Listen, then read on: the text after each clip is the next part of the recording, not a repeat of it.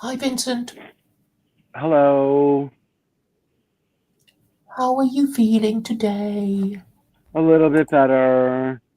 A little bit better. I got antibiotics, so I'm feeling a little bit better.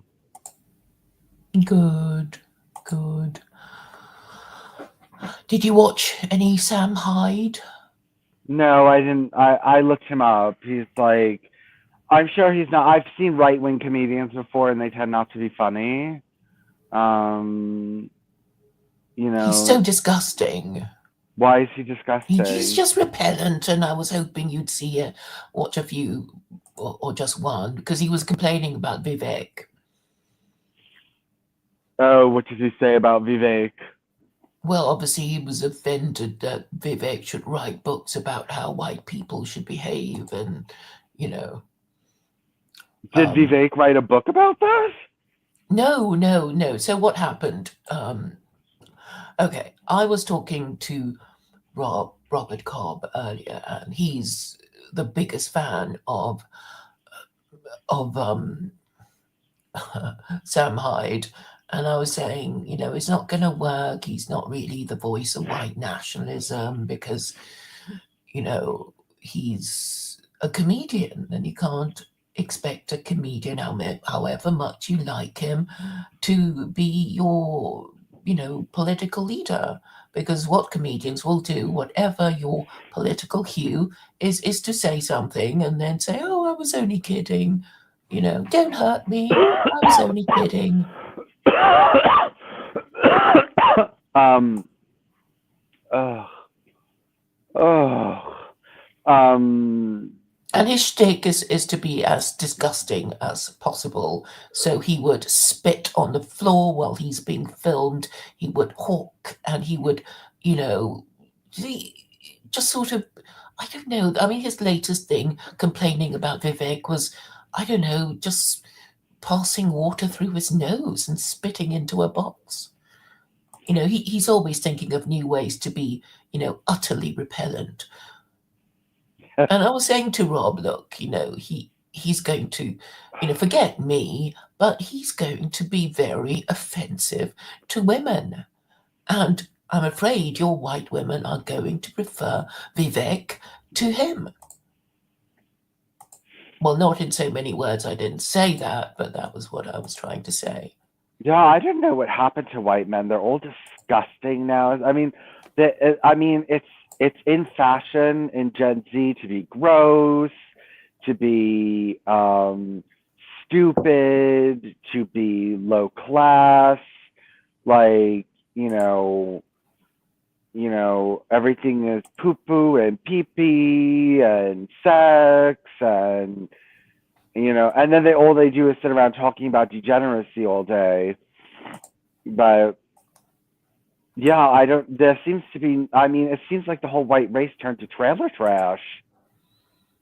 Yeah, and obviously it's not going to help with the optics. And if you're trying to impress women, that's not going to help a white man might No, find. no, because Um, women don't like that. Women like serious men who have jobs and serious jobs, and the old adage they like tall, dark, and handsome, and yeah, yes. silent, and not Mysterious, not mysterious, showing and emotion. somber. You know, and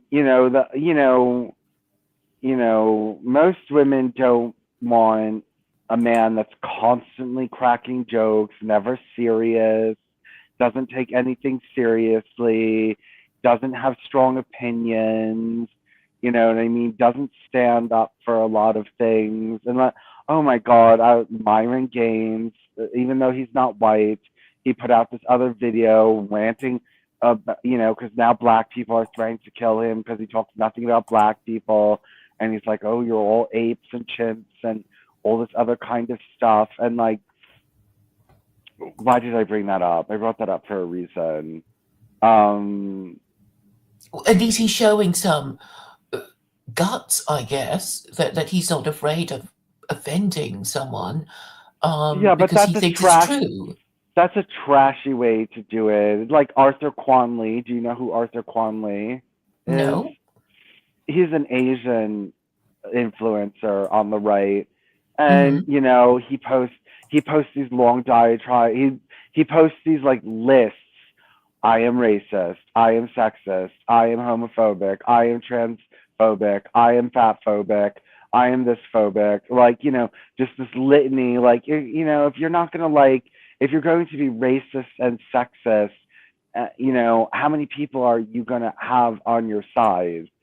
It's it and it they act like they have um some kind of army, or as if like um there were a lot of them. Like they Yeah, like there's there's so few of you, and you're alienating everyone. yeah. The thing is, you know, I find that I just have to speak my mind to find everybody offended. So there's no need for me to, go out of my way to, try to offend anyone. They're already offended just for me, speaking what I believe to be the truth. So Well, there's that's no need more. to look for different and new ways to offend people. Well, that's classy. You know what I mean? That's more classy. Like, where your opinions offend people, not your language, not, oh, I'm sexist, homophobic, and all this other kind of stuff. And, you know, it's just, but yeah, no, I mean, he sounds like one of the, if he's like, blowing out snot and stuff like that, then, that sounds like, yeah, a typical right wing, straight white man.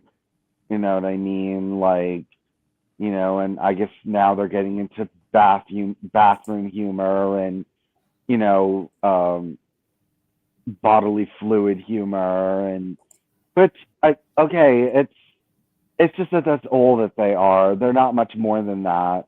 And like, I was really like, we were talking to those people yesterday, and none of them had plans, and none of them had any hope, and you know what I mean? Like, no Yeah, Alex plan, said no pretty hope. early on that he thought the white race was cooked.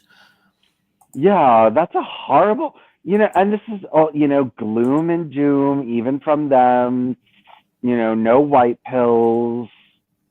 Yeah, so it's like, well, why bother?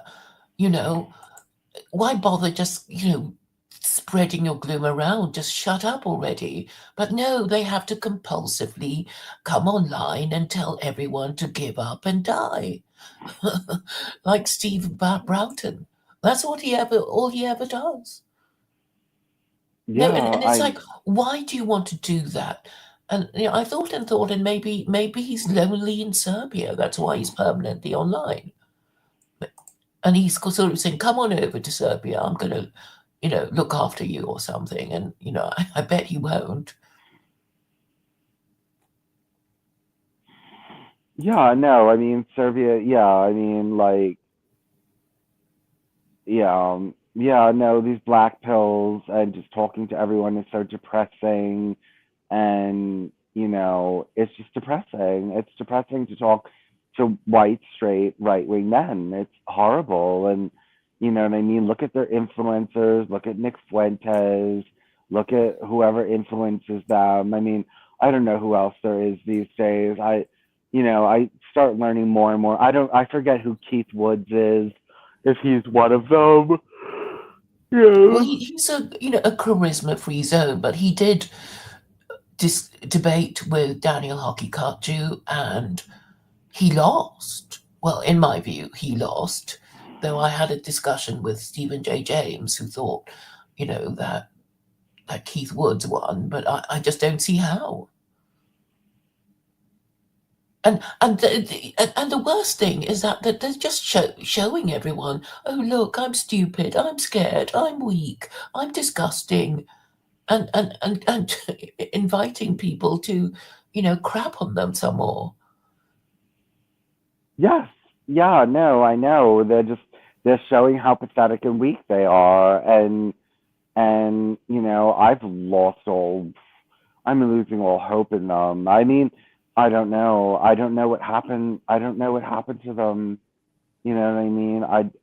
I don't know. I don't know why they chose this culture, and but this is the culture that they chose, that they wanted to implement. And you know what I mean? Like, I mean, you always say, oh, you don't even want to be one of them. I think they're happier than I am, to be honest with you. They're so stupid. Stupid people tend not to get depressed. They're too stupid to get depressed. You know what I mean? Like, But they say better um, Socrates unhappy than a pig contented. So, well, I think you're better off. But I don't but know but, if but that's true. I don't know if that's totally true. well, I don't know. I mean, perhaps eventually you will see that you are better than they are. You know, because really, I mean, what? Okay, what they are doing is, well, at least you're offering solutions, right? You are trying in your own way to, get. You're trying to bypass the practice of marriage, and you're saying artificial wombs will help bypass the horrid practice of marriage, and I'm saying give it up because it's kind of inbuilt in us and we don't have to go out of our way. We just have to accept our fate a bit more readily than we did before. And nobody's forcing us to marry. We won't be suitable marriage partners if we don't want to marry, but at least acknowledge what the ones who do it have to go through, and at least you're honest enough to say it's a terrible burden, and you see why people wouldn't want to do it, and at least you're in some way acknowledging the responsibilities and trials of parenting. And then of course there's the possibility that your children are no good and will disgrace you and be disappointments, which is an ever-present fear of parents. So, well, at least you're being more realistic, and at least you see um really the well, I find your ideas really helpful in that you know it just makes it so obvious that men and women need each other, even though they are so different. They can't bear to be in each other's company, and that's why you have all these sort of legal and social and historical pressures being pushed on them, like, hey, you got to get married. What are you doing not getting married? Don't you want children who are credit to you? Don't you want to reach the top of the tree? You can't be president of the United States if you're a bachelor, that kind of thing. And so people think, oh, well, I better get on with it then, you know?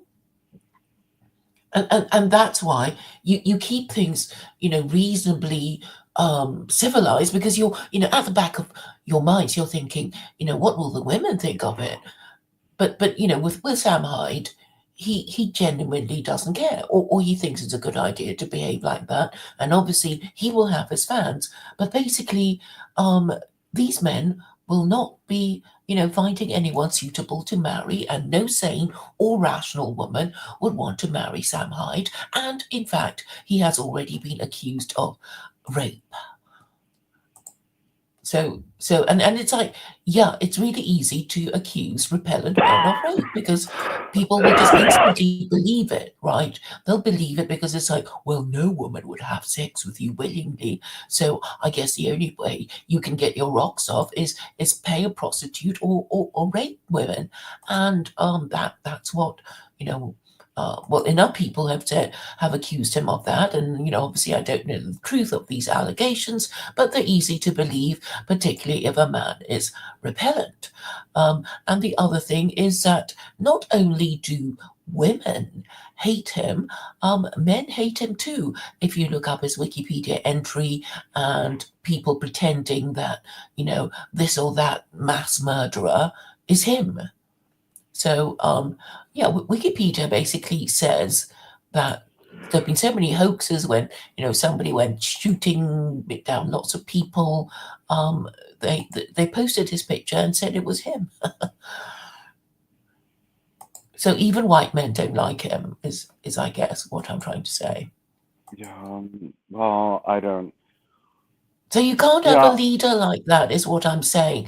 So, fundamentally, if you want to get anywhere, it's like at the back of people's minds, people are thinking, can we trust you to be our leader? Yeah, you seem to talk the talk, but can you walk the walk? Do you have some kind of track record? And the track record, as a rule of thumb, would be: did you manage to persuade any kind of woman to marry you and have children with you? And you know, it's that kind of thing. on the topic of decent men, everyone is infatuated with the new Baron Trump. Have you seen? Because he's so tall. Well, he's tall, and he came out in that black. He was dressed, and he's making all these like hand gestures that are like, not. He didn't do a Heil Hitler, but these hand gestures that were like Nazi-esque. This kind of like confidence man, or not confidence man, but a confident man. Coming Did you do out. a Nazi salute? I thought it was Elon Musk who was accused of doing that. It was Elon Musk. No, it was.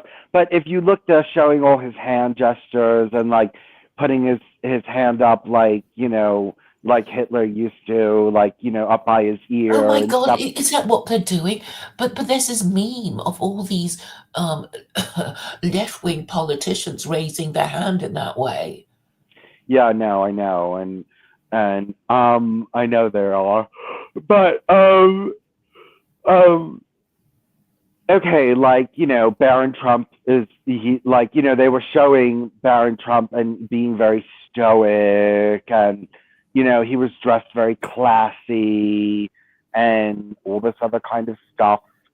He looked the part, and everyone's saying he's going to get, which is, of course, that is the most shallow. They were basing it all on appearance. Andrew Tate was like, "Oh, I like Baron Trump now." For what? What did he say? What did he say? Anything? You know what I mean? What is? And he's Donald Trump's son. Donald Trump's the biggest Zionist. His sister and brother-in-law are Jews. Like, what do you think Baron Trump's going to do? Become Hitler? Yeah, and the thing is, I keep trying to tell Americans, it's like Israel is a U.S. colony, and it's like, I think if you're one of the Abrahamic religions who are Gentile, you're always going to be obsessed with Israel and the Jews, because it's like, yeah, the Jews are the ones who got the divine revelation first, and we are trying to displace them, but oh hey, we've got their Israel, and we're going to hang on to it because it's a sign of our prestige. And that's why, okay, I'm giving you the innocent reason why anyone in charge of Israel would be neurotic about it. I mean, imagine if the Chinese ever found Israel, ever found themselves running Israel, they do the same thing too. It's like, wow, we've got holy land. We bet, it means we are, in some, reflected way, holy or righteous or whatever. And if we hang on to it, people will think we're so wonderful and right and powerful and divinely supported and crap like that. That I think is a simple reason why everyone's obsessed with Israel, and in particular, the Christians and the Muslims, and that's Well, why people are obsessed by Jews. Okay, nobody acknowledges the religious reasons, but the clamor for status is never acknowledged. Because if you say, oh, I'm right at the bottom and I need status to get to the top, and look how I respect status and how I'm going to, be nice to all these powerful people so they can let me in through the back door. okay. Well, the thing is that you talk so much about status, which I always tell you, but the Yeah, thing and is, you're disgusted with it. I I know, know. but in But in but, the but you, in the you West, acknowledge its power. in the West, it's kind of cool to not care about your status. You're not supposed to, like, in the West, you're not supposed to just do something for status. You're not. Because you think you're egalitarians, because this is the French Revolution coming to haunt you, because the values of the French Revolution is liberty, equality, and fraternity, right? And this is unconsciously what you have all absorbed. We're all equal. And it's like, no, it's not true. Talking to you Americans just made me realize what utter snobs you Americans are about each other. But everybody in Europe think, oh, they're so nice and egalitarian, and they're not. It's like, no, Americans are horrid to each other, and Trump derangement syndrome is based on class. It's like, if we shit and piss on Trump supporters, it means we're the liberal elite, and we're not blue collar workers. Yes, Yuck. but Trump won because people weren't concerned with status. So In the end, they got over it. Yes. okay, In the well, end, the but women got so fed up. that's very American. That's very American to just not It was care about touch you. and go. Vincent, it was touch and go. Okay, Okay, now he but said, he won in all the swing states. yes. But I think before that you weren't so certain, and nor were many people. No, I wasn't certain that he was going to win that because I thought that I saw so much negative press about him online that I was concerned. And I don't know that everyone is saying, have you heard of Blue Anon? What, QAnon? No, Blue Anon. What's that?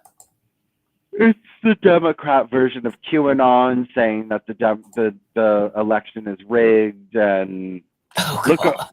Look up Blue Anon. Let's see what else Blue Anon believes. And you've never heard of Blue Anon? No. I haven't heard of them until recently. I hadn't heard of them until relatively recently. I don't think it, but there are these Democrats that are. Okay, Blue Anon, it has a Wikipedia page, is a term used to describe conspiracy theories which posit Donald Trump's engagement in elaborate schemes to unlawfully seize or maintain control of the United States government independently or as the object of manipulation by foreign governments. Okay, but also election, Starlink election rigging conspiracy, and other Blue Anon theorists believe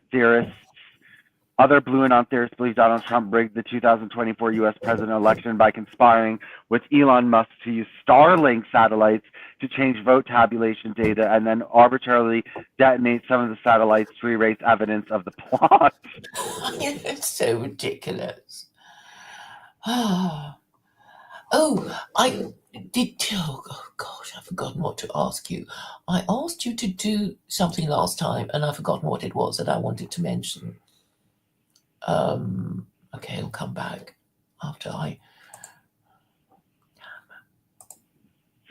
Yeah, so I actually met, did I tell you that in the gay community, there's the fetishization of MAGA. So if you go into these gay chat rooms, it's like edgy, like, because I told you there's this thing called race play where like people want to be racist in bed and bring the race dynamic into bed and stuff like that.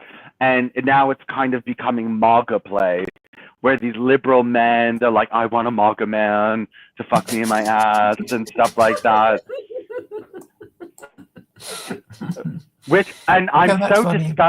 I'm so disgusted by that. Like, I would never sexually fetishize the MAGA movement. That really grosses me out that they do that. You know what I mean? Oh, come on, gay men dress up as Nazis and Jews, don't they? Well, I read that more about. Play. I don't think so. I've never seen that really. I mean, okay, I work. saw a gay parade years ago, and a pride parade. I mean, and loads of them were dressed up as Nazis. Well, when I mean that might be part of it, but the thing is that, well, maybe Nazi, like, meaning to be racist, But yeah, no, MAGA play has entered the arena, and oh, I got it Yeah, while I'm talking I'm to you. sure it has, S&M aspects, right? It's like, you're black, you're going to play the slave, or you're black, you're going to be you're going to dominate me. That sort of thing, right? This is the whole fetishizing thing, isn't Yeah, it? yes, yes, it Yeah. is. But like, that's one thing which I can understand, which is attractive. I'm not going to say that I think that that's as bad, but this MAGA play is just grossing me out. I always get grossed out when, you know, oh, I wish I was sucking off a guy while he was watching Trump's inauguration. Are you fucking kidding me? Are you fucking kidding me? Like, really? It's disgusting. Vincent disgusted by gay sex play. Yeah, I am. Every time, but I message them whenever they do that, and I say what, and they have these names like White Alpha and all this other kind of stuff, and you know, and I message them, and I said, do you really think Donald Trump like is is like a white supremacist? Do you really think that and then they post about deportations and stuff like that, and and these Mexican illegal immigrants post in there being like, I want to get reported to whatever it is, immigration.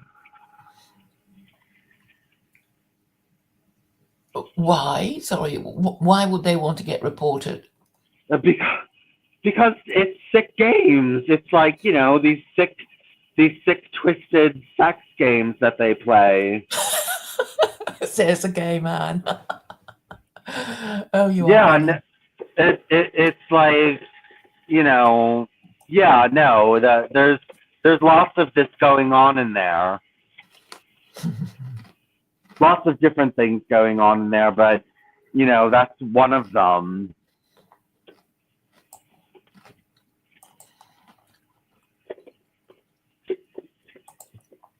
Yeah, and but fundamentally, I think you just sort of need to reorder people's priorities.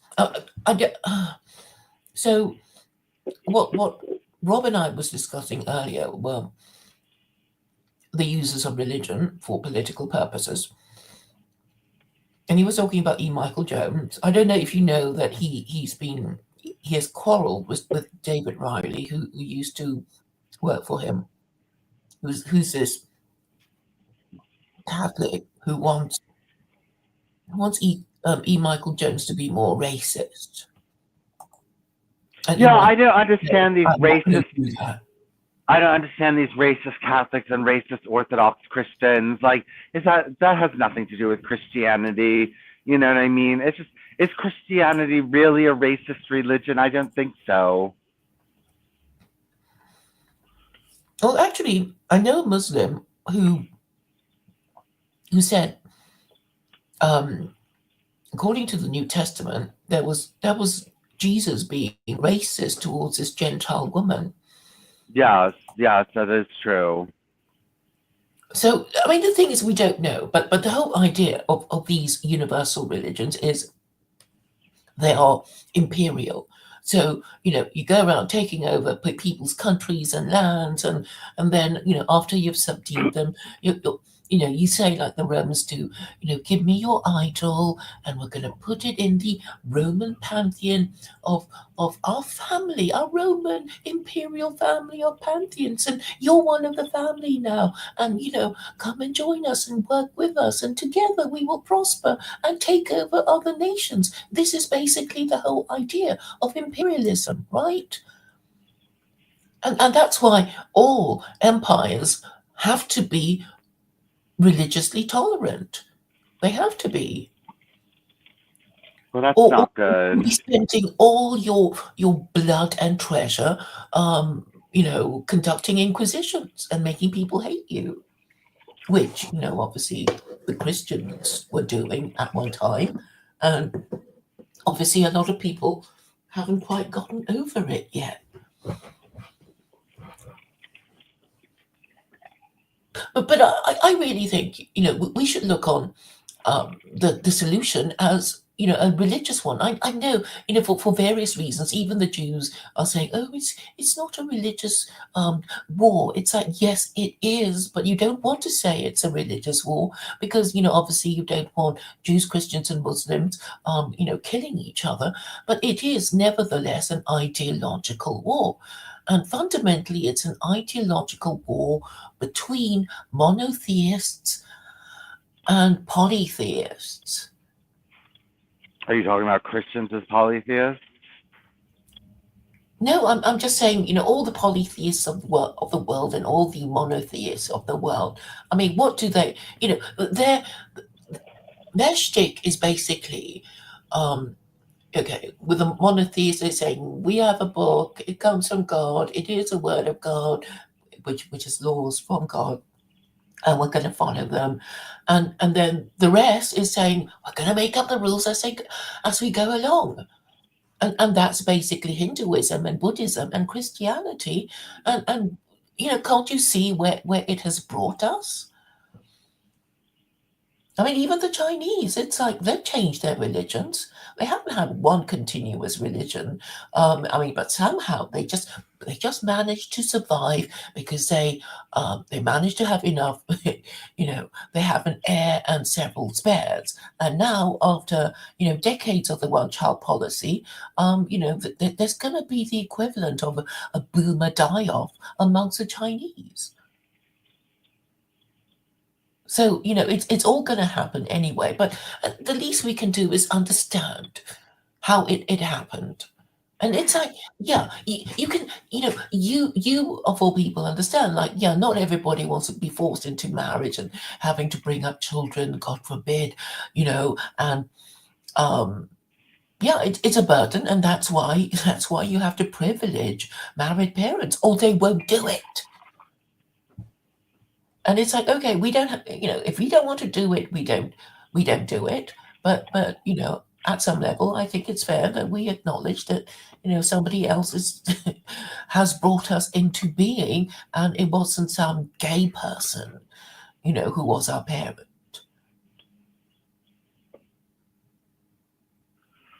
Yeah, well, I don't want to get into the whole parent. I mean, we have this fight every single time. No, So no, I'm not even wanting a fight, but I'm just trying to explain. It's like I think we're in this sort of unique position of being able. Look, okay, what we're talking, okay, incremental remigration. I think this was a concept that was put to me, but because I was saying, how are they going to do it? And then they said, and I thought, oh, this is one of my ideas, because I was saying to ethno-nationalists that, you can't, say you're going to kick them all out at the same time. So we have to support civic nationalism. And once you're in power, you can get rid of those groups one by one. Right. And it's sort of like, yeah, we're this Western country, none of us like the Jews, do we? So we get rid of the Jews, and then you're left with the Muslims, and then you can say to each other, we don't like the Muslims, do we? So we get, so you do it one by one, right? And this is how you would logically approach the problem, if that's what you want to do. Okay, does that make sense?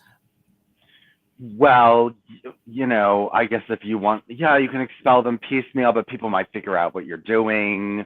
You're going after the this, and then you're going after the that. Yeah, but in the meantime, you can say we want to deport the illegal immigrants, because it's like, well, they're illegal, right? So, you know, I mean, those are the only people you can just about say in polite society you want to expel.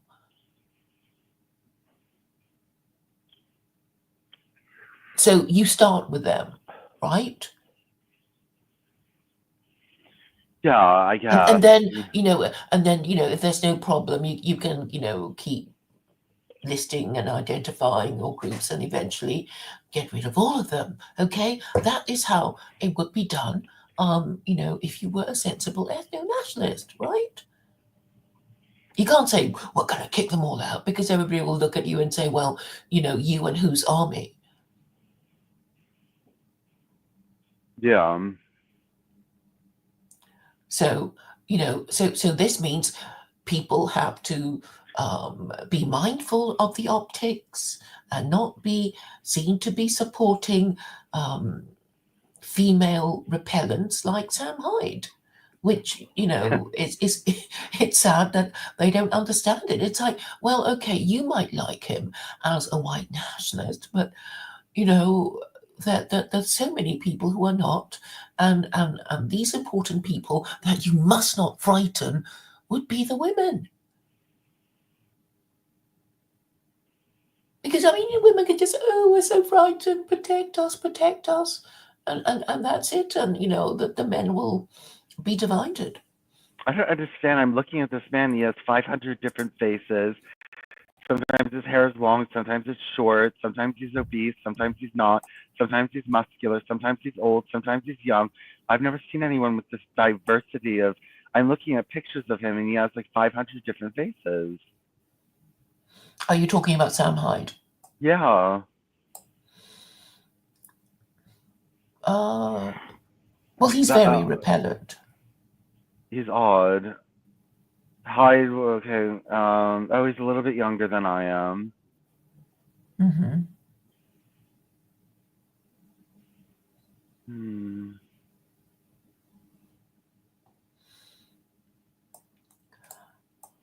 Yeah, so I'm saying, if they just keep being stupid, they'll just be badly treated.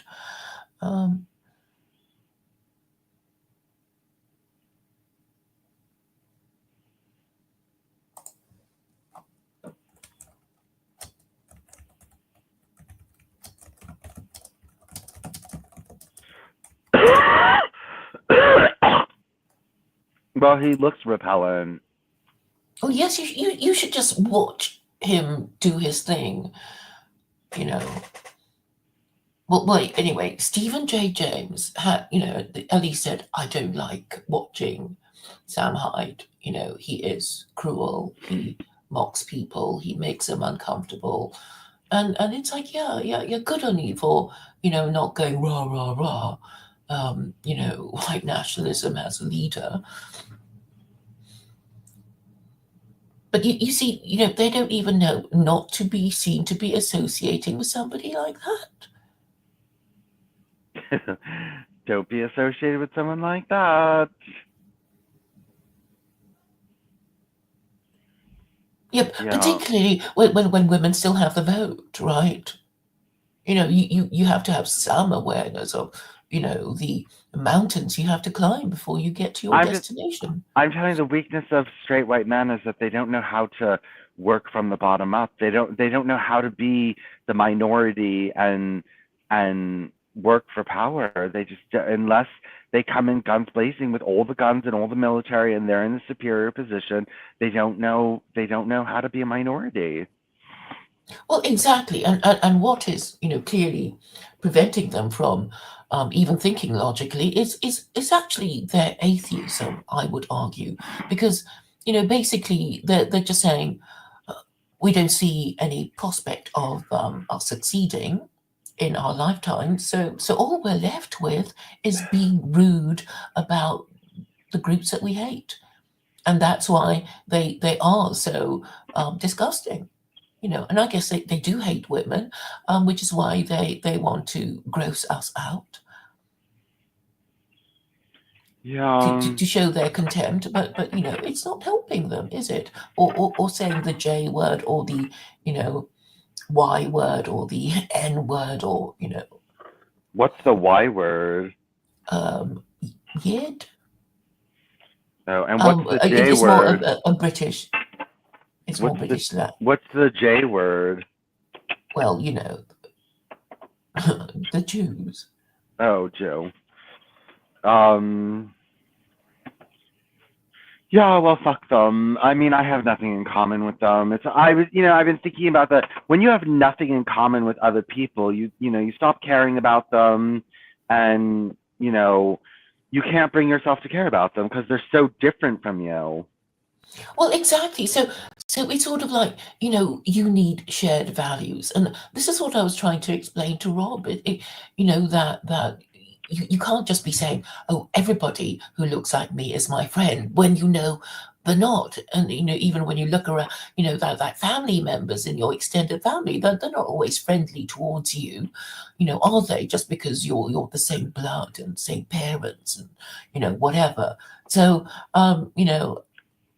it must be shared values, right? It's like, do we agree on, our common objective, whatever it is? So, um, and of course, our preferences change, depending on the situation. But, and now we're so mixed up that, nobody, you can't look at some, Chinese person and expect him to speak Chinese. Or behave according to your, stereotypical view of what, you know, um, somebody coming from China or Japan or Korea is supposed to be, to behave, because, there are probably lots of people who are not Chinese who speak fluent Mandarin now. And so, you have to be closely, examining every person and going through a tick list of whether the, people who are okay to talk, to associate with. You can't just think, oh, because you're my race, you're okay. I mean, for our own self-protection, and this includes choosing spouses, right? We don't think, oh, just because somebody's our race, that they're going to be okay. And certainly white people don't think that, because it seems that they prefer to marry out, because it seems they think they're not going to get a good bargain within their own racial group, which is sort of double trouble for white people, right? Because the men think, oh, yeah, actually, even black people, because, obviously black people don't all come from Africa, they live all over the world, and then they have, this idea that women from, well, black women from Africa are just better than, black women who grew up in the West. So in the end, it is a cultural problem. And that also explains why, so many Muslims in Britain are basically, they prefer some, wife from Pakistan who comes from the village, so they know that she's a virgin and will, be more obedient than a local British Muslim girl, you know. And people always think like that.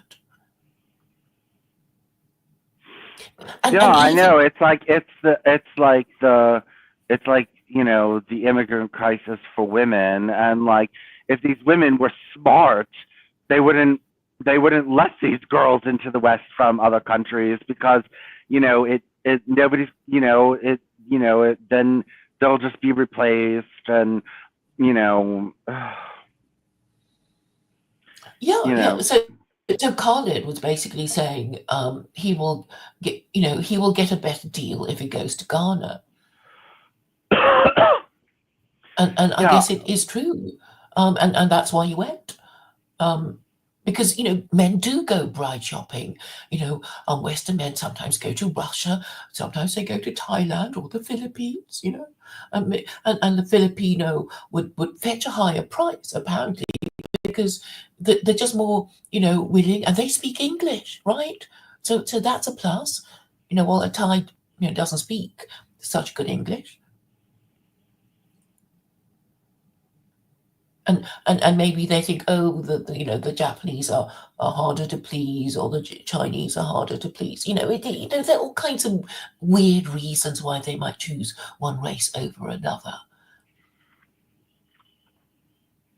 Do gay men have this kind of well stereotypical view of the races or not? Not well. Gay men are more likely to interracially date. I read that in a study. They are more likely to interracially date than heterosexuals are, though that might be changing now. I don't. This study was like 20 years ago. I read that, So it might be different now, but um, they're more open to it. And, if you were gay, then, you weren't always judged. So you're less likely to judge other people. So you're more likely to be open to other people. And, you know what I mean? It's like, people who were given a hard time tend to be a little bit more sympathetic to outsiders and, a little bit more sympathetic to outsiders, which is like part of the thing for Jews. I mean, part of the thing that happened to them, everyone's like, part of it is not this like nefarious plot where all Jews are sitting there being like, let's immigrate in the whole world into the white West. It's kind of more like, they weren't treated so well, so they have empathy. And I think with liberal secular Jews, it's a little bit more that than a conspiracy. I think they just, feel bad. Well, yeah, because imagine if okay, this is what happens to non-white people who are not Jews when they complain about immigration, and they'd be told, "Well, you're an immigrant, so what are you complaining about?"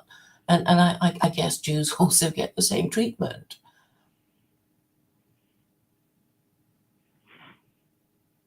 You're a minority. Why would you, be mean to other minorities? So, well, I mean, the point is, if white people living in their own white homelands can't find a decent anti-immigration party to vote for, why why would minorities have a better anti-immigration party to vote for? And also, why would they vote for you? Because they'd be scared that you want to kick them out too. And they don't want to be, turkeys voting for Christmas. But Trump, broke that mold because he basically said, blacks and Hispanics have nothing to fear from me. I don't mind that you're not white as long as you're here legally. He just had the right form of words to reassure everybody and make, people think he's not racist. And now I think, even people outside America just admire him for, being so successful. Because he spoke simply and clearly and, didn't change his position the whole time, even when things went badly. And this is a very simple formula, but it works. It certainly worked for Trump. So okay, let's say you're this compulsive liar and you don't even believe what you're saying, but you do say it again and again and again. And so even if you don't believe it yourself, other people will believe you and will think you mean it and support you on the basis of what they think you will do for them. And yeah, it's too early to, talk about, Trump's achievements. So far, his only achievement is to, get voted in the second time, and after not giving up, right? He could have already had one election stolen for him, but because he tried again, nobody dared to pull the same trick on him. So, it's all like, oh, you're so determined, you're so, consistent, and, you know, you didn't give up. Wow, we love you, kind of thing. But, oh, yes, I remember now what I was going to say. So, Obama arrived wifeless, didn't he, at the inauguration? Yes, Did you watch any of it? I watched part of it and I saw that he showed up without his wife. I did see that. What did you think? What did I think? Yeah, I mean, did you think, well, where's Michelle? Where's Michelle? Um, well, I knew she wasn't there. She doesn't like Trump, and she's kind of headstrong. So, of course, she's not going to show up. She'll protest it, but Yeah, but I did she have a duty? Hillary hated Trump, but she showed up, and they Bill and Hillary kind of even managed to look like they were enjoying themselves. I was watching the whole thing and I thought, wow, it's like, all is forgiven. Almost. I mean, it gave off that feeling that they were all going to bury the hatchet and work together for the greater good of America and stuff like that. Well, I don't know if that's what's going to happen, but the I thing don't is, know, but I mean, briefly, because it was so celebratory, you could almost allow yourself into believing that. But there was this other scene of Obama, and they sort of showed him he was on alone, and he approached a group who was talking, and he said something, and I thought that's so sad, and I bet he must be hopping mad with Michelle for letting him down, because the other former presidents managed to get their spouse to come with them, but not him.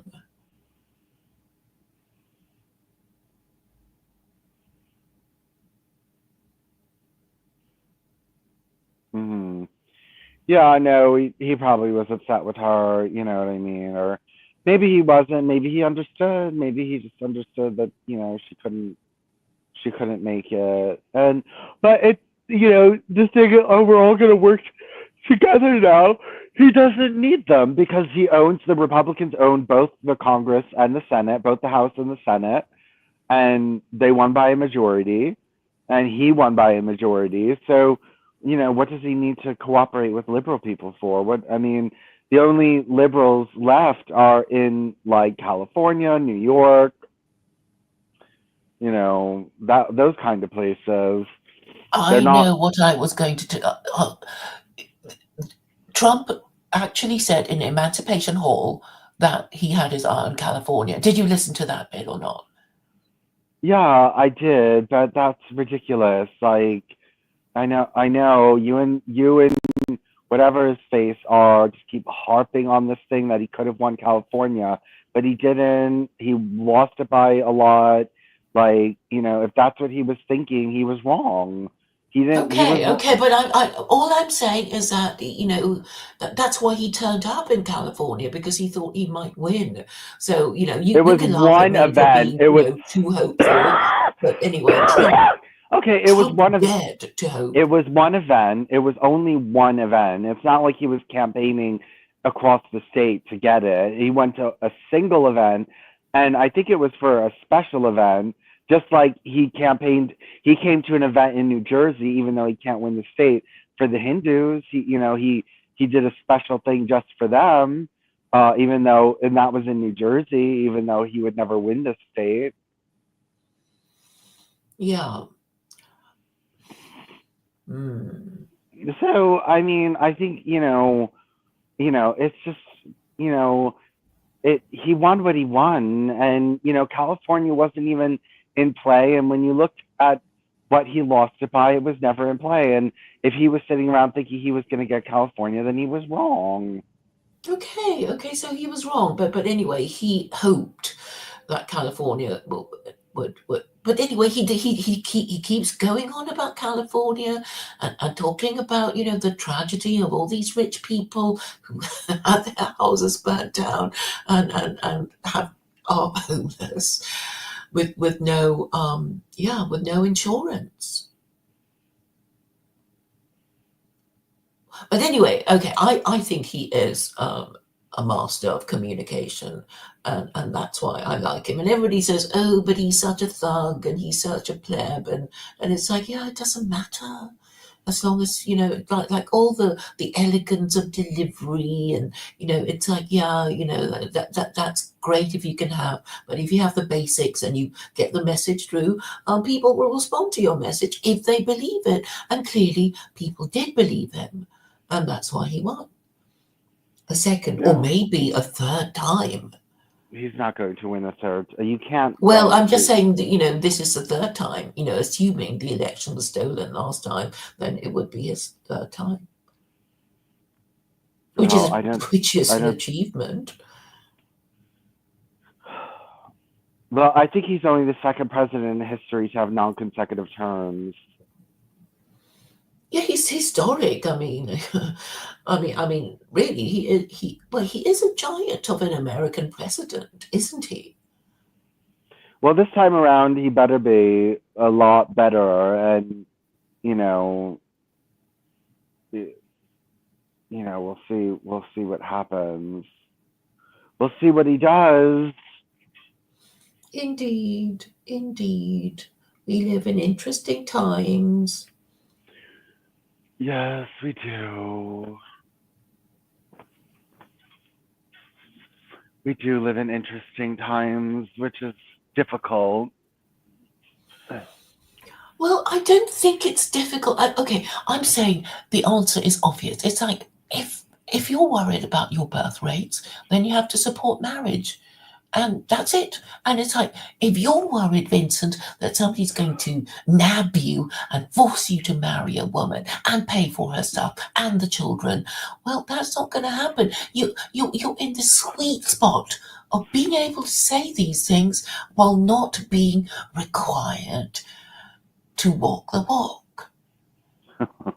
No So one's am going I. to So am I. appreciate When people that. say, "Oh, but Kay, you're not married. You can't tell us to blah blah blah," blah." It's like, no, it doesn't matter.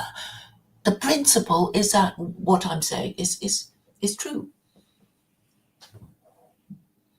and this is okay. This is the incremental morality that we were talking earlier about incremental deportations, right? Incremental expulsions. It's like, yeah, we can do this incremental morality thing. We just speak what we believe to be the truth. We entertained sound arguments, and then maybe we carry them out. We follow the logic of our belief.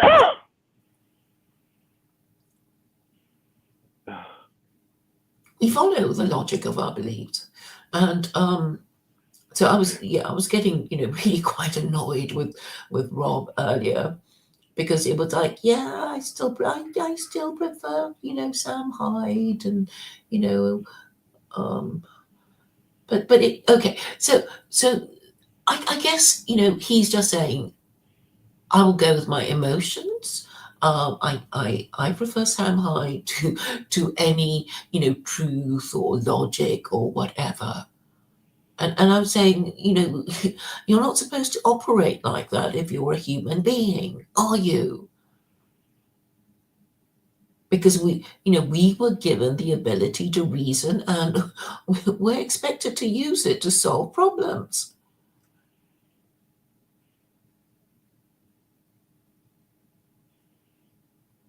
aren't we? Sometimes, yeah, I guess. If you. I don't know why you insist on still coming here on YouTube. It's because you don't want to be No, we've got interrupted. all these people who, posting their insults, and there were 9 people at one time. And anyway, I didn't want it to carry on too long because, um, and you said you weren't able to stay for very long. Are you getting tired? Well, that's why I wanted to tell you to. I'm not 100% tired yet, but I told you I wanted to. Well, it's just that now, because you're not on Spaces, when I get off, it's not like you're gonna have. You might have someone else come on, but I don't want to, anyone else to come on anyway, because I want to, have my conversation with you and not be interrupted. And because, okay, I listened to the rest of your space, and it's like Alex, he didn't really have any new ideas. And it's like, because he's an Orthodox Christian, he's painted himself into a corner, right? Because once you convert into Orthodox Christianity, you're only allowed to marry another Orthodox Christian. So you're actually limiting the, you know, the yeah, you've entered into an even smaller pool of white people. well, I think the point of that is to be evenly yoked. I mean, you always say, oh, Muslim men can marry Jews and Christians, but that might cause problems in the household. Well, Islam makes it clear that it's only men who are allowed to marry non Muslim spouses, provided they are Jews or Christians. If you're a Muslim woman, you can only marry a Muslim man. And so, you know, your potential husband has to convert to Islam in order to marry you. Um, I mean, the idea is that, well, you know, a husband is not going to be swayed by his wife's, you know, Judaism or Christianity. So it's safe for him to marry, you know, a non-Muslim woman, provided she's, you know, a Jewess or a Christian, but not if she's an idolater. But, you know, obviously a woman, if she lived under um, the Jewish household of a Jewish husband, or the Christian household of a Christian husband, she's not going to be, you know, holding on to her religion. So Islam has different rules for women, which I think makes sense. I mean, Yeah, but if you you're don't have the talking, same values. Why would you allow people to marry into the house who don't have the same values as you have? because Jews, Christians, and Muslims are called people of the book, meaning people of scripture. I know, but you believe that their scriptures are tainted and Christians are polytheists and idol worshippers. So, you know what I mean? And this thing that Muslims, they can't figure out whether Christians are idol worshippers or not. Khaw comes on and calls Christians idol worshippers. So are they idol worshippers or are they not idol worshippers? Because you can't, a Muslim man cannot marry a polytheist woman. That's forbidden. Yeah, but the allowed Muslim, I mean, you know, I'm just taking the whole thing literally, and it does say Muslim men are allowed to marry Jewesses and Christian women. Okay, So the but I what? So, but that shows a lack of conviction because they're either idol worshippers or they're not.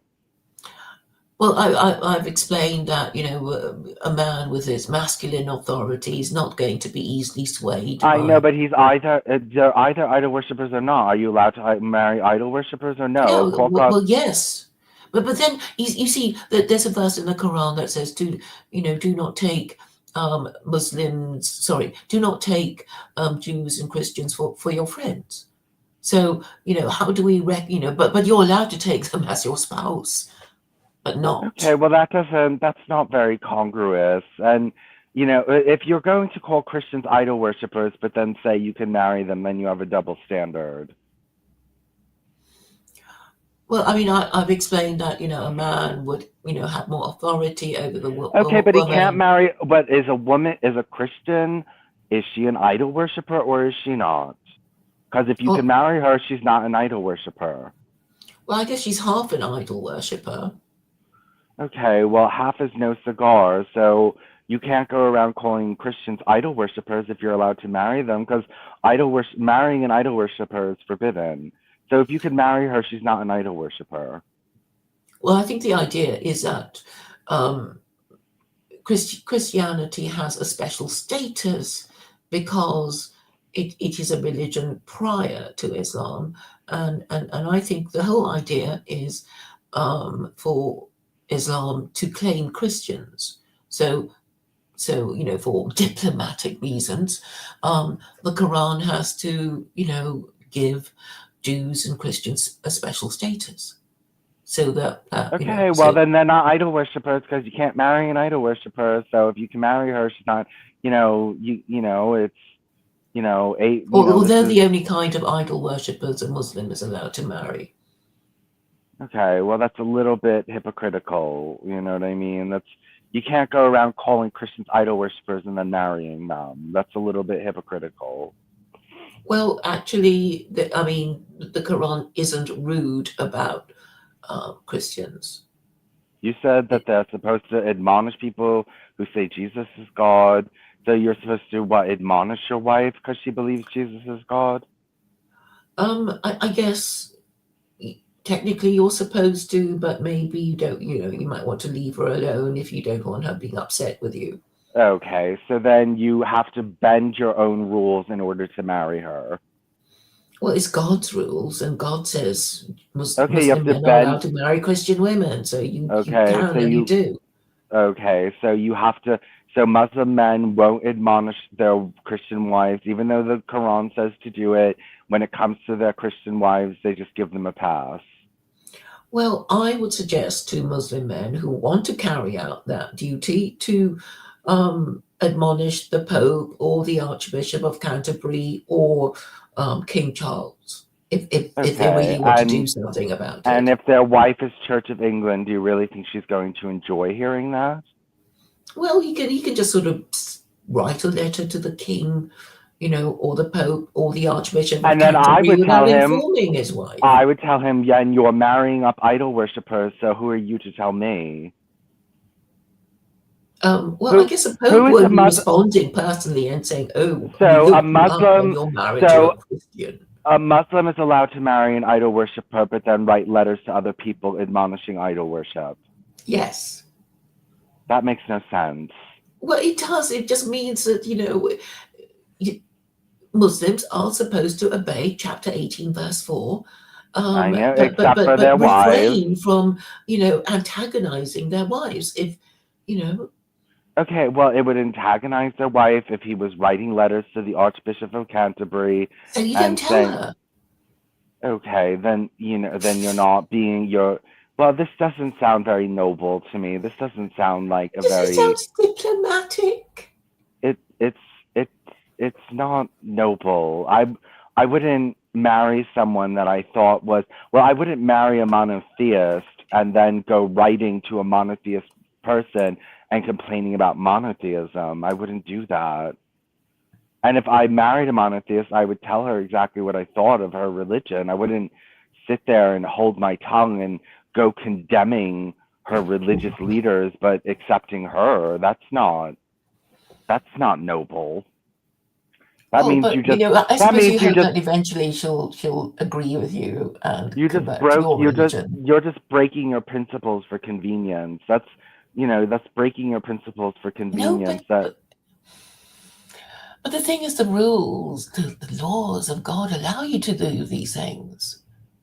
that's not the okay. Well, then your God doesn't have principles or good ones, I guess. Well, he's the all-knowing and Okay, well, all-seeing. he doesn't. That's all. You always go back to that, but according to human logic, that's not really. Your God could, command slavery and rape, and all. Your all-knowing God could command a lot of things that are bad, and this is one of them.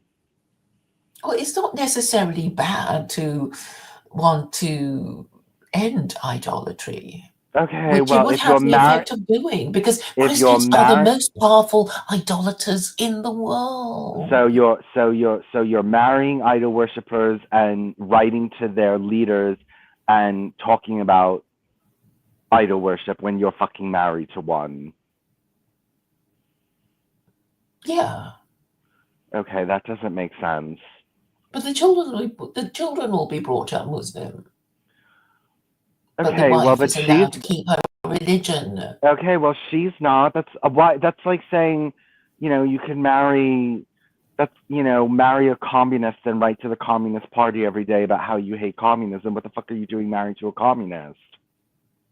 Oh, yeah, I guess it could be interpreted as, I've got one of yours, you know, I've got one of your women.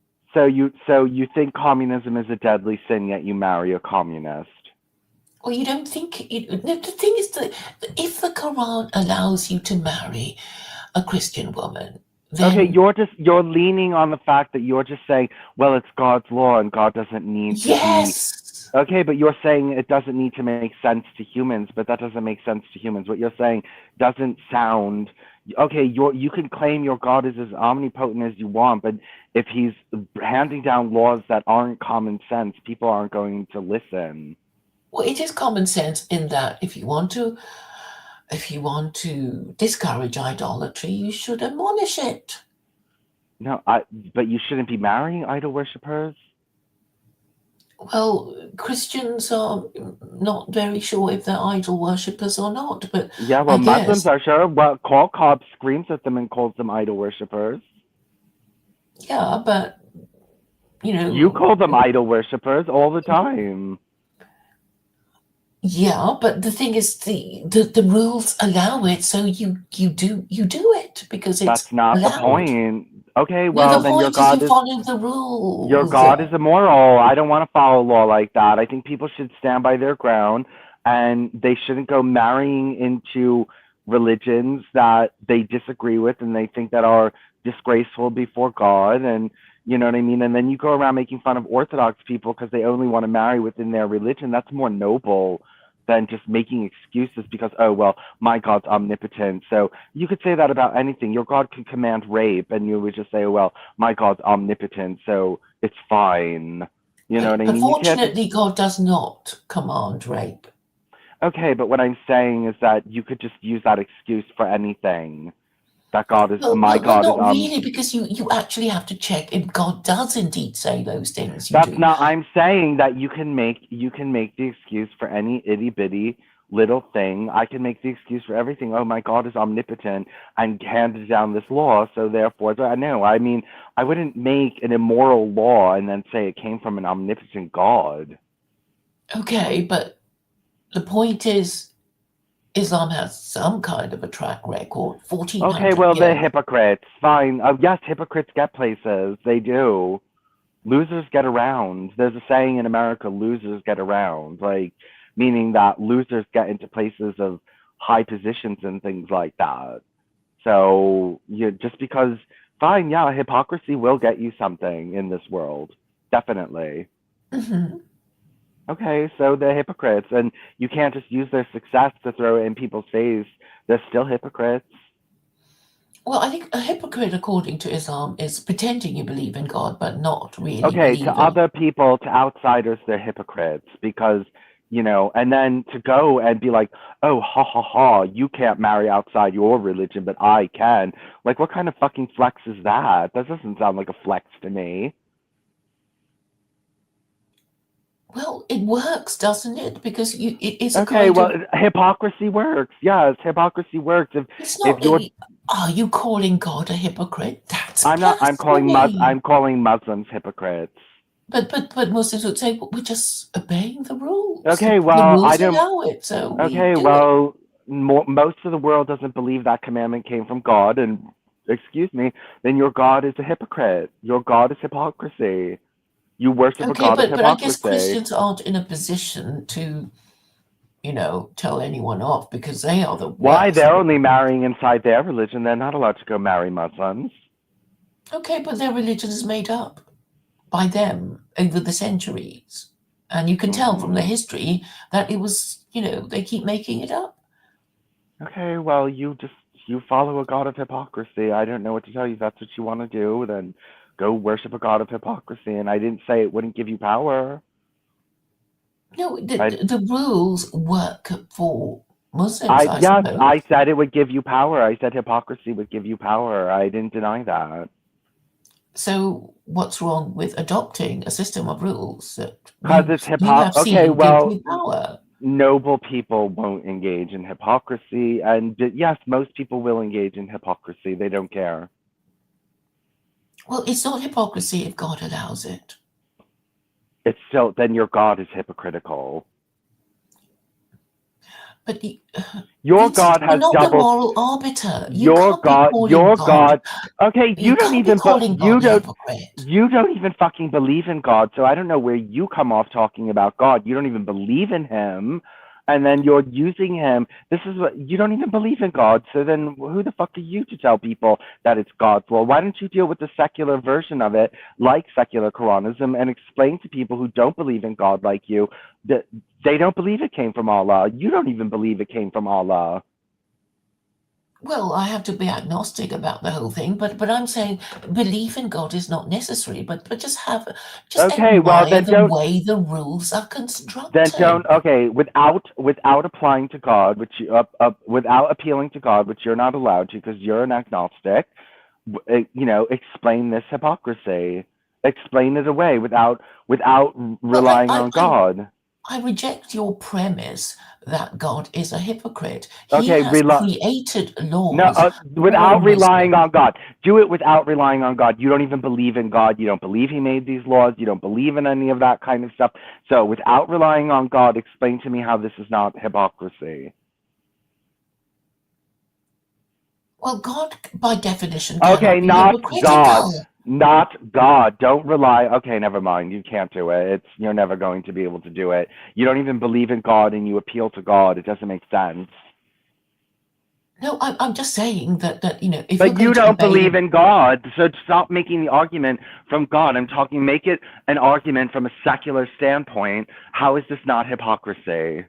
Okay, I mean, I'm not stopping you from saying, that is what you think, but the answer to that is, Uh, well, who are you to call God a hypocrite? okay, okay, Who yeah. made you the moral arbiter, Who who are Vincent you? Bruno? Who are you to appeal to God when you don't even believe in Him? Well, I base secular Quranism on his book, so I have Okay, to. what? Okay, I could appeal to the tooth fairy even though I don't. If I appeal to the tooth fairy without believing in her, then that's just useless. That's a useless argument. That's hypocrisy. So you're a hypocrite and you're unable to see how hypocritical this is. You rely on arguments about God when you don't even believe in God. Well, I need to logically and necessarily appeal to a higher authority than my No, own opinion. yes, that you don't believe in. So what? Yeah, Uh, well, it doesn't matter, but people will go, "Oh wow, okay, okay. Quran, Well, I appeal to the tooth not the fairy then. fair." Who is I'm she? appeal. Okay, the tooth fairy is omnipotent, omnipotent, all good, all knowing, and the tooth fairy said that this is hypocrisy, so therefore it is. Okay, Vincent, Okay, I'm but not going I to don't even argue. I don't even believe in the tooth fairy. I'm appealing to the tooth fairy even though I don't believe in the tooth fairy. How does that sound? It sounds silly. Okay, well you're appealing to God without believing in God, so it sounds silly. No, because a lot of people take God You don't. seriously. You I don't know, take but I'm appealing to people, a very powerful group of people who who who, No, who think you who take don't. it seriously. You can't believe in. You can't use God when you don't believe in God. That's not fair. You can't appeal to authority that doesn't exist in your own mind. That's Well, hypothetically, I can imagine God existing. no. You don't believe He does though. I don't know, but I'm saying Okay, well the it's fine. laws You are do. useful whether God exists or That's not, different. whoever Yes, wrote the book. hypocrisy is very useful. I will agree. Yes, it is. Hypocrites get very far. I don't think I'm being a hypocrite. I don't Well, claim to God is believe in God. Muslims are being hypocrites if they're going to go around writing letters of condemnation to idol worshippers when they're married to one. Okay, it wouldn't be letters of condemnation. I would suggest that Muslims who want to obey chapter 18, verse 4, just write inquiring as to how Christianity is not idolatry, and anticipating the answer that if Jesus is indeed God, it is not idolatry to Well, worship why him. aren't you And then I but would in ask, front of your wife, you're going to hold your tongue and say nothing to her. The woman that you love, the mother of your children, you're just going to allow her to sit in idolatry, not bring anything up, not discuss it with her because you're scared of causing unhappiness in the household. This is your recipe for success for well, I'm non-hypocrisy? certainly going to let her go to church if that's what she wants to do, to, be with her Christian family and whatever. Uh, I would Okay, have to well, you're allow her married. freedom of belief. So if Cole Cobb went and married a Christian woman while screaming at them online, calling them idol worshippers, you wouldn't find him to be hypocritical. Well, I suppose that's allowable Okay, so hypocrisy. you wouldn't think that's hypocritical. He comes online, screams at people, insults them, calling them idol worshippers, and then he's married to one of them. Yeah, right. That doesn't sound noble. Well, I mean, I suppose he could say that I don't agree with Christian idolatry, That's so not I what he spend all says. my spare time telling them off. Yes, I have a wife who's Christian, but I hope eventually she will convert to Okay, Islam because okay, of yes, my. I could marry a communist and just hope one day she'll convert, but she was a communist when I married her. She's still a communist. She's preaching communism. And and then I go online and curse out communists out online. That doesn't make sense. Well, it's allowed anyway. Okay, well that doesn't, just because something is allowed doesn't mean it's not hypocrisy. Well, I just don't know if God is. Well, the thing is, if he's omnipotent, why would he be a hypocrite?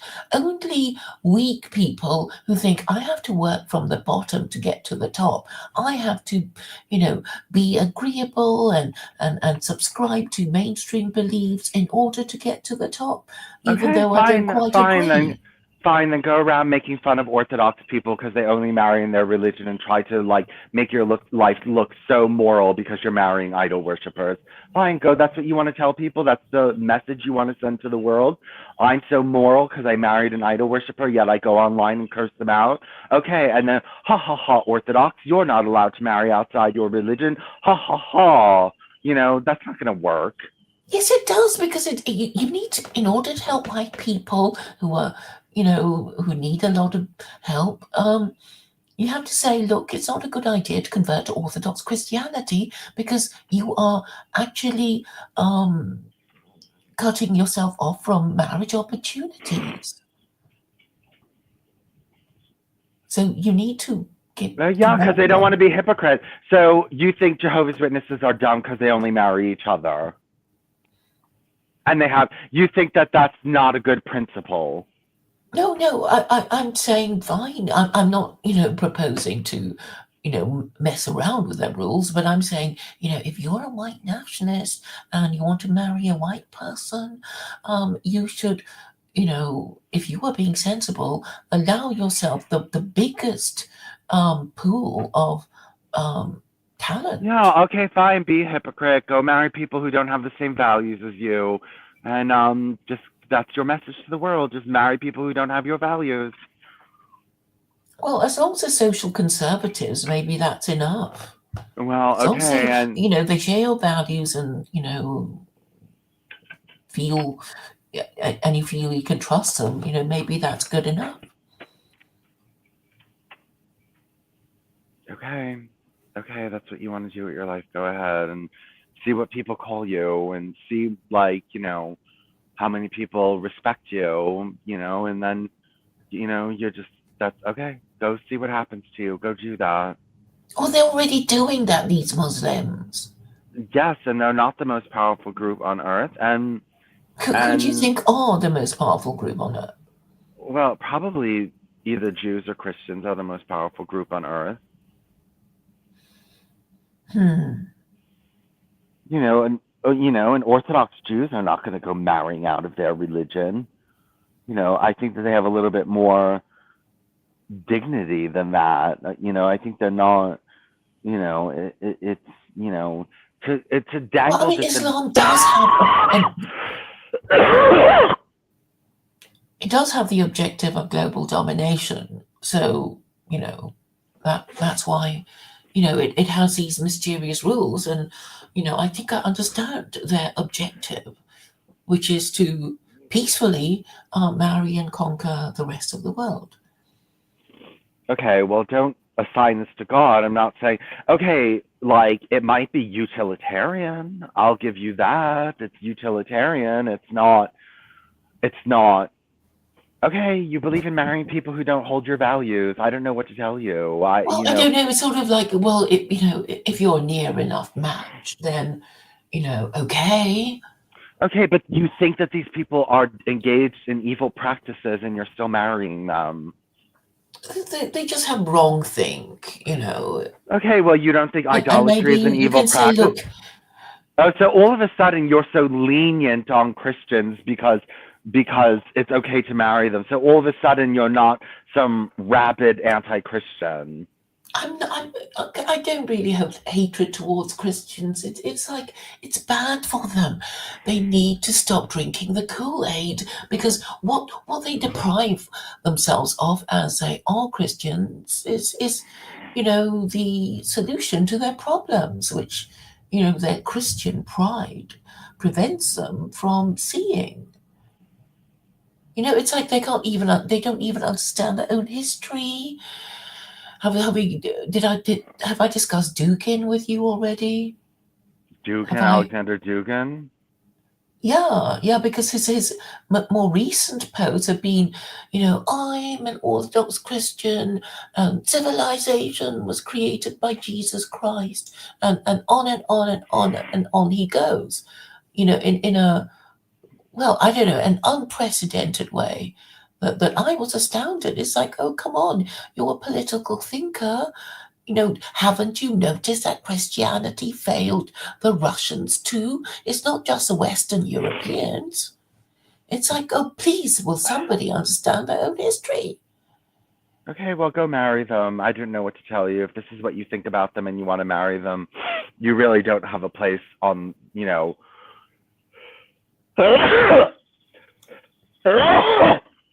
you're not really in a Well, position. I'm not okay. I'm female, so if Okay, well, I were so you think Muslim, Muslim I could men have, only marry another Muslim man. Okay, no, but well, if I were a man, I can marry two Jewesses okay, who well, Muslim that women. doesn't mean it's not hypocrisy. Yes, it's utilitarian.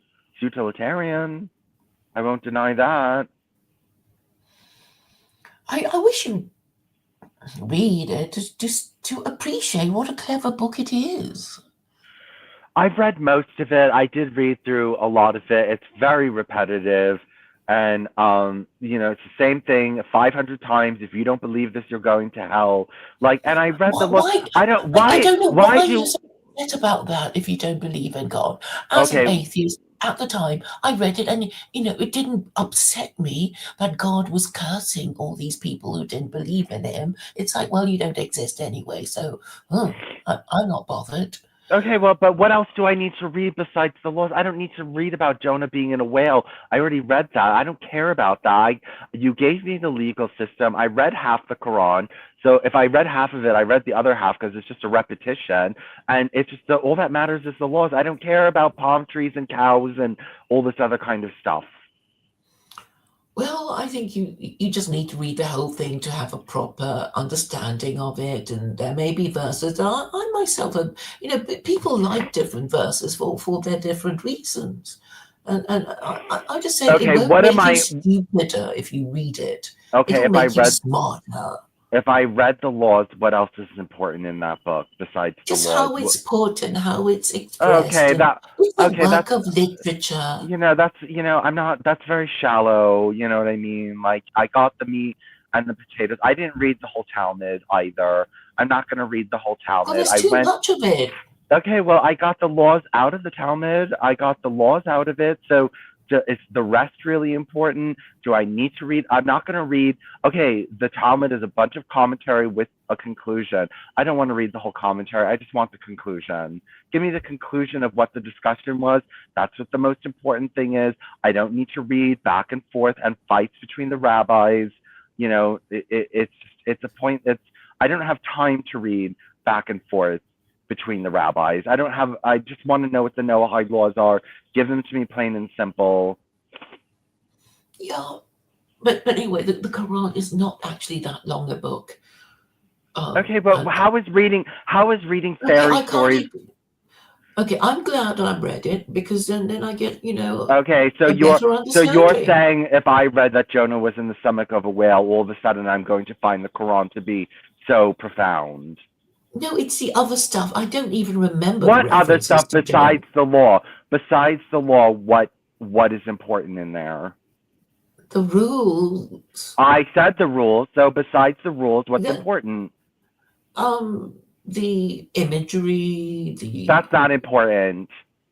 well, I think it's important because it's what makes people like the book. Okay, well, I'm not going. I read half of it, so I didn't like anything I read, and I have a PDF of all the rules listed out, what you're supposed to do, what you're not supposed to do. It's like 100 pages or so. I forget how many pages it is. All the do's and don'ts about the this and about the that and about marriage and about all these other kinds of things. I got it all. I don't need Moses struck the sea and it split. I don't care about that kind of stuff. That's not what's important. I'm not going to all of a sudden become a Muslim because I read some stupid shit in the Quran about this, that, or the third thing. So it's not very important. It's not important for me to read the whole Talmud. It's not. I wouldn't say it's important for me to read the Old Testament. I know the laws of the Old Testament. That's what's important. It's the legal system. I don't need to know that what's his name, Saul or Paul or King Saul went to go speak to some witch who brought down a spirit of a dead person. That's not what's going to get me to believe in the Bible. You think necromancy is important? Oh, this is about believing. Well, I mean, the thing Okay, is, is necromancy important? no, it's forbidden in the Talmud. Okay, okay, yes, but in the Torah there was one instance of necromancy. So is that important? No, you're not supposed to do it. I mean, it's Okay, important. It I says, didn't ask that. I didn't ask that. I know you're not I'm not supposed to do even it. sure what it Okay, is. there was one instance. Yes, there was an instance where someone broke the rule and consulted a witch to bring down a dead soul to give them advice. It was a man of Israel, high ranking. It was the king or the leader. He went and he went to a witch, which I know you're not supposed to do. That's not what I'm asking. I'm asking you, is that really important for me to read a chapter on necromancy? Well, yes. So if you're Why? interested in necromancy, you want to know the Jewish attitude towards it. Okay, well, in this instance, so you think that I would all of a sudden have respect for the Torah if I read about necromancy in the Torah? I would not know which verse in the Torah would jump out at you and make you think, wow, that's so wise, that's so good, so Okay, so well expressed. if I told you I just never read the scripture on necromancy in the Torah, you would say, well, you have to go read it. Very important. Well, no, not particularly, but I'm saying that there's other stuff like the stories and Like whatever. giants? Okay, so if I didn't read about giants in the land, then I'm missing something because I didn't read about fairy stories about giants. Look, I'm not forcing you to read anything. I'm just Okay, so if saying, I if you want okay, to show yourself to be, so an I know all-rounder and well-read, then read the thing. I know the 613 commands, but I didn't read that they brought back grapes the size of people's heads. That's what's going to get me going. The fact that there were grapes the size of people's heads. Well, I guess, it just a good story, I guess. Okay, and how is that going to help me by reading something like that? Well, the stories help you connect to other people who know the stories. Okay, so if I learn the 613 commands, that's not enough for you. Um, well, I'm not forcing you to read anything. I'm just Okay, saying, so is it enough for you or not? If I read the 613 commands, is that enough or not? well, For but someone I who don't even know them, and I don't particularly want to discuss them with you. Okay, Um, well, I know them, or I don't know them off the top of my head, but I've read them all. I mean, I have read the whole Torah. I did read the whole Torah. But if I was just interested in law and I read the 613 commands and someone came to me and said, oh, no, but what about the scripture where grapes were so huge they could barely carry them? I would tell them to fuck off. I don't need to read about fantasy stories. What matters is the laws. What matters is the rules. What matters is what can be implemented by a court. That's what I care about. I don't care that there were giants in the land. I don't care that about David and Goliath with a huge. I don't care that Samson lost all his strength because his hair was cut. I don't care about that shit. okay, what about the tone of God in the Torah? How did that come across? How did it come across?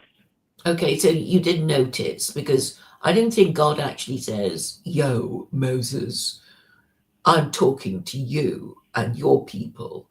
Listen up," or whatever. Actually, there are few, oh, hear Israel, God is one and blah, blah, blah. Hear and obey, that kind of thing. But anyway, Okay, okay. so you So I just don't care. want. You should read the Quran to compare the tone of God. Yes, I read half of it and I fucking hated the tone. I don't need to read. I don't, all I care about, I didn't read the whole Talmud, never will read the whole Well, Talmud. All actually, I care, you know that in the Quran, Allah actually says, "I'm your friend." okay. Okay, well, I can accuse you of not reading the whole Talmud, so therefore you don't know what the fuck you're talking about. I could accuse you of that too. Yeah, but it's not my I know, intention. but I you mean, never I'm read. not a Okay, secular well, you never read the Talmudist. Talmud. You never read the Talmud, so what do you know? Have you read the Vedas? Do you even want No, to? Okay, no. well, okay, well, if I showed you the legal system that was in place in some of these kingdoms, that's what's important. You don't need to hear about mystery and wonder works and all these Okay, other. okay. I've thought of a really good reason now. So I think if you bothered reading the Quran from beginning to end, you would know how futile it is to try and cook up anything to compete with it. Okay, well, I did read half of it, and I did, and the laws, and I wasn't impressed by what I read, and it's just this is ridiculous. I'm not reading fairy stories. I'm not interested. I'm interested in the me. I didn't read the whole Talmud either. I just got out the conclusions. The conclusions are what's important. All the debate. Why don't you go read all those debates, Claire, instead of just going to the conclusion? You just went to the Noahide laws without reading all the debates, without reading all the commentary. You never read any of that. Yet I could just accuse you of, well, you didn't read all the commentary, so what do you know?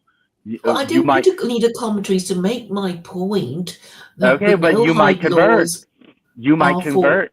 You might to what? convert if you read the commentaries. You might find them to be so profound that you just can't believe it, and you become a Noahide. No, because the whole point of How do the you know? You haven't read them. Did you read the commentaries? no, but then the no-hide laws are for Gentiles, and we know for a fact that the Jews haven't been promoting those laws properly. They haven't been promoting them the way you tell them to promote them, but they have been promoting them the way that they believe they're supposed to promote They just them. go, oh, here are they, all seven of them, bye. And that's what they do. And I'm saying it's not enough. You have to say what is idolatry. You have to hang around Okay, for but that's different questions for than the Q&A, and that's they run different. away before Well, the Q&A. you're in no position. You've never read the full Torah. You're in no position to say that it didn't come from God or that it is corrupted. You never read the full thing from cover to cover. So you're just in no position to tell other people to read the Quran. You don't read other people's holy books. You know nothing about other people's religions, and you tell everyone to read the Quran. Have you read other people's holy books? Yeah, because I know there's no point reading the low status scripture of the So non-Abrahamic religions. but what about the Torah? You never read the Torah. You admitted you never read the Yeah, Torah. it's like, well, it's too hard for Jews to follow. And then I've got the basic bits like Yeah, 36 capital exactly. offenses. The basic bits. You got the important parts out of it, and you Yeah, the feel as though death penalties, 36 okay, of them. you feel as though you don't need to read the whole thing because you got the important parts out of it, and the rest is fluff. So you know what I mean? No, Like no, if Vincent, I detect in you a desire to believe in God. And no, I'm okay. saying, Okay, so it's like I got the cliff notes, I got the important parts. I'm not reading the whole thing. I got the cliff notes, and that's good. I you passed think the you test. want to believe in God, Okay, but I Vincent. passed the test. If I pass the test and I know the laws of the Quran, then it doesn't matter. If you get the cliff notes and you don't read the book yet you pass the test in school, what does it matter? Yeah, but I think you That's a have. different story. I'm not. It's not Yeah, going. I think deep down you want to believe, and so I'm saying, well, you might like the tone of the Quran better than the one you got from the Torah. That's all. Because the Torah ones is, oh, here Israel, here and obey and stuff like that. Well, I would say that Allah is sort of chattier and more conversational and asking rhetorical questions and kind of, you know, just Okay, more all I care about conversational. are the. Okay, fine. I'll read it, Claire. I'll finish reading it. Yeah, with an open mind and sort of, just Okay, try not to hate him. none of that fluff is going to change my mind. Well, I'm just inviting you to consider to acknowledge how hard it's going to be to have something better than that. But I That's didn't all see I what want was you the. to I didn't know. understand. From what It's like I've saying, read, yeah, read some Shakespeare and think how hard it is for you to write something that is the equivalent of that. That's all I'm trying to do.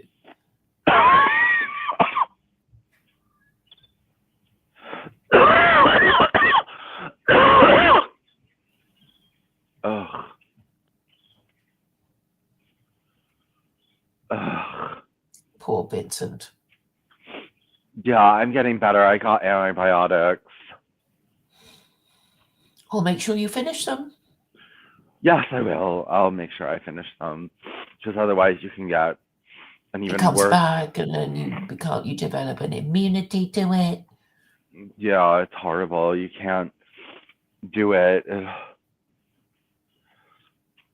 Oh, God. So, I don't know. You said you didn't want to go very long. I can keep going, but I didn't know if you wanted to keep going. Is there anything else on your mind, Vincent? No, there's nothing else on my mind. There's nothing. The article, what people were quite interested in the prayer, the rabbi's prayer at Trump's inauguration, and that he has his PhD in Noahide law. People were quite interested. I mean, he didn't say anything that I found, jumped out at me. It was, Well, no, but if you're now, because they use that word biblical values like he did, he talked about morality, like the Department of Morality, and he didn't say unify. department, did he? No, no, the other rabbi said Department of Morality, ethics, biblical values. What These other are. rabbi? Remember, I showed you the rabbi who wanted the Department of Morality. You spread it. You were excited about it. I'm afraid I don't remember. You don't remember the Department of Morality? Trump's friendly with a rabbi who wrote him a letter that said you should establish a Department of Morality for Noahide law. You don't remember this? Not really. Okay, I'll send it to you now. Thank you. But yeah, a Department of Morality would kind of stick out.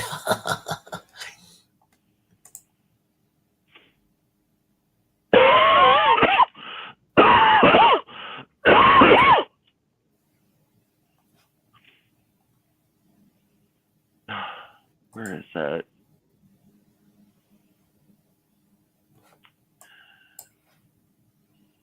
Okay, here it is. Rabbi calls on Trump to make Department of Morality. I can't believe you don't remember this. You shared it and everything. You were all excited about it. I sent it to you.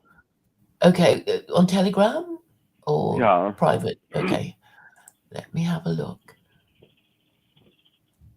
Okay, I don't. Yeah, I mean, it's just a figure of speech, though, isn't it? No, I he mean, said he told him not a figure of speech. He said open up a Department of Morality based on the Noahide laws. That's not a figure of speech. That's like a request. Okay, I just don't remember reading it. So Okay, well, I sent it to you, so you have it now. Okay, thank you. It's Rabbi David Avenson. I know, and I know you're going to go research him and say, oh, but he's not qualified because, I don't know, he did some interfaith panel or something like that. But you never say that about Muslims, and you never say that about Muslims like, oh, but he's married to a Christian, or, you know what I mean? Like, oh, but if they even did one interfaith panel with a Christian, they're just not to be listened to. But if they're married to a Christian, that's okay. Well, I mean, the point about interfaith speakers is that they, it's like, okay, this is what the religious people say about interfaith, leaders. It's like, it's a specialization. You really have to want to do it. You have to have a personality to want to do it. And it's not for most people, who are true believers, right? They are the diplomats and whatever. So just the fact that you're an interfaith rabbi or any other, religion means that you're just going to be tactful. You're not going to, frighten the horses by, reminding people of the penalties for whatever. You're just going to be, schmoozing. That is a role of interfaith. Well, I've been to a yes, few of well, his events. hypocrisy will get you somewhere on this earth. It's utilitarian. You go around saying, well, Muslims are allowed to be utilitarian, but no one else is. And I mean, okay, well, Nobody's hypocrisy. saying nobody's allowed to be utilitarian. Okay, no, I said hypocritical. Like people, yeah, those rabbis will get somewhere, and you won't, because they're willing to practice hypocrisy in order to slowly inculcate the crowd, and you're just coming in like a bull in a china shop. You know what I mean? Like thrashing things around, and people aren't going. That's not going to get you anywhere.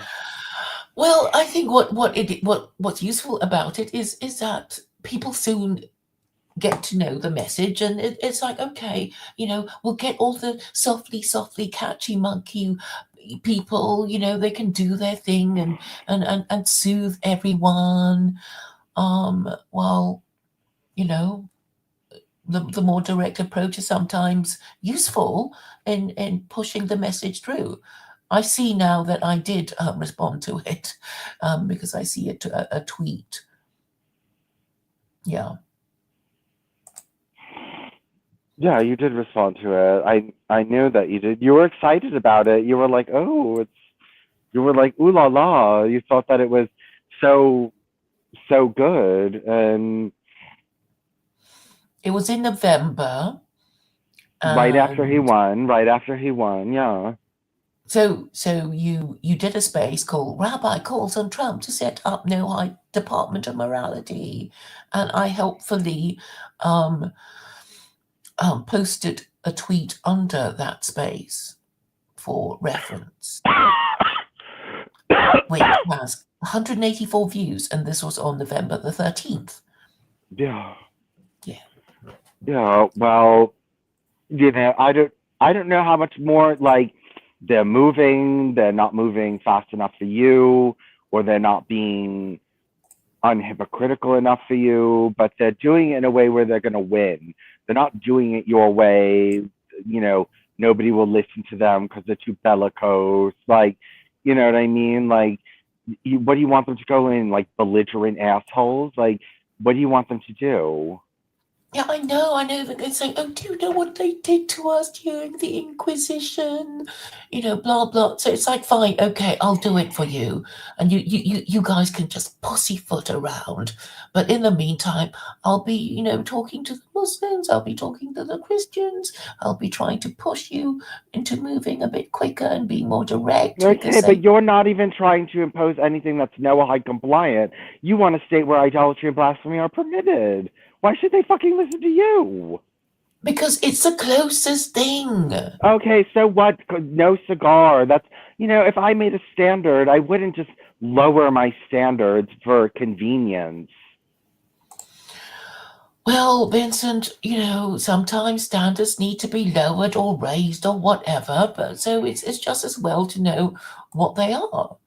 Okay, well, who are you to go around using the Noahide laws as a measurement when you don't even measure up to them? I don't have to measure up to them. I can just say, if this, then that. I can make these propositions without being Miss Morally Perfect. Okay. Well, and neither Anyway, do you have to be morally perfect. We just make these propositions. okay, I have to go. I need to rest now. I'm just not feeling well. All right, thank you for coming. Okay, I'll talk to Hope you you feel soon. better soon. Thank you. Bye. Okay, Bye, bye. everyone.